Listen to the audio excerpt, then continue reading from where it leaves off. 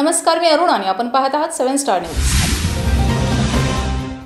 पालकमंत्र्यांच्या नियुक्तीनंतर उपमुख्यमंत्री एकनाथ शिंदे यांनी नवी दिल्लीतील भाजप नेतृत्वाकडे नाराजी व्यक्त केल्यानंतरच रायगड आणि नाशिक या दोन जिल्ह्यांच्या पालकमंत्र्यांच्या नियुक्तीला अवघ्या 24 तासात मुख्यमंत्री देवेंद्र फडणवीस यांनी स्थगिती दिल्याचे समजते।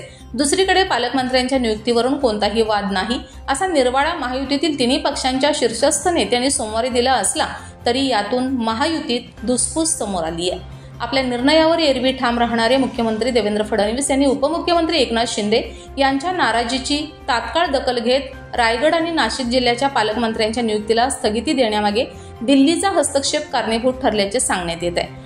दावोसला रवाना होण्यापूर्वी मुख्यमंत्री फडणवीस यांनी पालकमंत्र्यांची यादी जाहीर केली। पालकमंत्र्यांची यादी जाहीर करण्यापूर्वी दिल्लीला मान्यतेसाठी पाठवण्यात आली होती।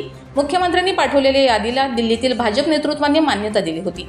रायगड व नाशिक या दोन्ही जिल्ह्यांचे पालकमंत्रीपद मिळावे यासाठी शिंदे गट आग्रही होता। पालकमंत्री पदावर झालेल्या नियुक्तीला स्थगिती देण्यात आली असली तरी 26 जानेवारीला नाशिकमध्ये गिरीश महाजन तर रायगडमध्ये आदिती तटकरे यांच्या हस्ते झेंडावरून होईल असे सामान्य प्रशासन विभागाने स्पष्ट केले।